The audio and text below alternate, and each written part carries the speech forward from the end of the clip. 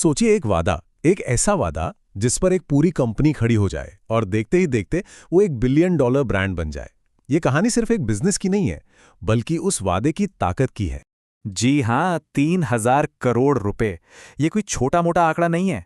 ये वो कीमत है जिस पर मिनिमलिस्ट को खरीदा गया था।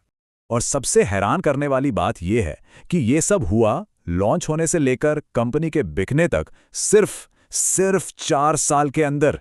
यकीन करना मुश्किल है ना? तो सवाल ये उठता है कि आखिर ये हुआ कैसे? कैसे दो भाइयों ने एक सीधे साधे वादे को एक अरबों डॉलर की कंपनी में तब्दील कर दिया? चलिए आज इसी कहानी की परतें खोलते हैं। तो चलिए कहानी की जड़ तक चलते हैं।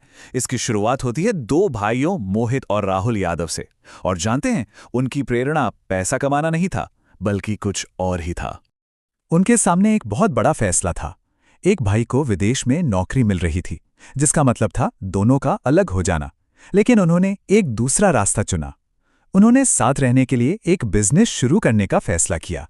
और बस इसी फैसले ने 2020 में मिनिमलिस्ट की नींव रख दी। अब जरा उस बाजार के बारे में सोचिए जिसमें वो उतर रहे थे। ब्यूटी इंडस्ट्री, जो पहले से ही खचाखच भरी हुई थी और अक्सर झूठे दावों से भरी रहती थी।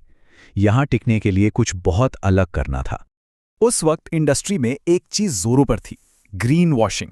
मतलब हर कोई अपने प्रोडक्ट को नेचुरल या हर्बल बता रहा था, पर अंदर की कहानी कुछ और ही थी। मिनिमलिस्ट ने इसी चलन को सीधी टक्कर देने का मन बनाया। तो उन्होंने इन बड़े बड़े खोखले दावों को सिरे से खारिज कर दिया।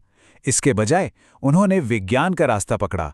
उन्होंने बोतल के ऊपर ही साफ साफ लिख दिया कि अंदर कौन सा केमिकल है, कितने % है और वो असल में क्या काम करेगा। कोई घुमा फिरा कर बात नहीं, सिर्फ सच। और उनकी ये सोच उनकी पैकेजिंग में भी साफ झलकती है, काला और सफेद। उनका मानना था कि या तो सच होता है या झूठ, बीच का कोई रास्ता नहीं होता। मतलब पूरी ट्रांसपेरेंसी। अब आते हैं उनकी दूसरी और शायद सबसे जरूरी रणनीति पर।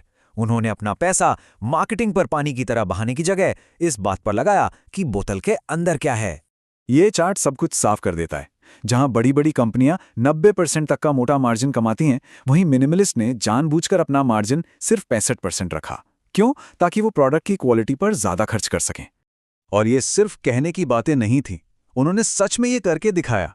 अपनी फैक्ट्री लगाई, रिसर्च पर खूब पैसा लगाया और यहां तक कि शुरुआती 2 महीनों तक हर ग्राहक की शिकायत का जवाब फाउंडर्स ने खुद दिया, ताकि वो सीधा समझ सकें कि कमी कहां है।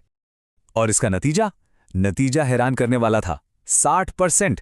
ये थी उनकी कस्टमर रिपीट रेट। मतलब 60% ग्राहक बार बार उनका प्रोडक्ट खरीद रहे थे, जबकि इंडस्ट्री का औसत सिर्फ 15 से 20% है। ये इस बात का पक्का सबूत है कि एक अच्छा प्रोडक्ट ही सबसे बड़ी मार्केटिंग होता है। चलिए अब आगे बढ़ते हैं। जब प्रोडक्ट में इतना दम हो तो उसे बेचने का तरीका भी एकदम बदल जाता है। देखते हैं कि उनके प्रोडक्ट फर्स्ट अप्रोच ने उन्हें कितनी स्मार्ट ग्रोथ दी। उन्होंने किसी बड़े सेलिब्रिटी को करोड़ों रुपए नहीं दिए। उन्होंने एक बिल्कुल अलग रास्ता अपनाया। उन्होंने अपने असली खुश ग्राहकों को ही अपना ब्रांड एम्बेसडर बना दिया। जिन लोगों ने सच में प्रोडक्ट इस्तेमाल किया था, उन्हीं के रिव्यूज को प्रमोट किया। और इस ईमानदारी का असर देखिए। आंकड़े झूठ नहीं बोलते। उनका रिटर्न ऑन एड स्पेंड, मतलब विज्ञापन पर लगाए हर रुपए पर कमाई, इंडस्ट्री से 4 गुना ज्यादा थी। कम खर्च में कहीं ज्यादा असर। और ये उनकी ग्रोथ में साफ दिखता है।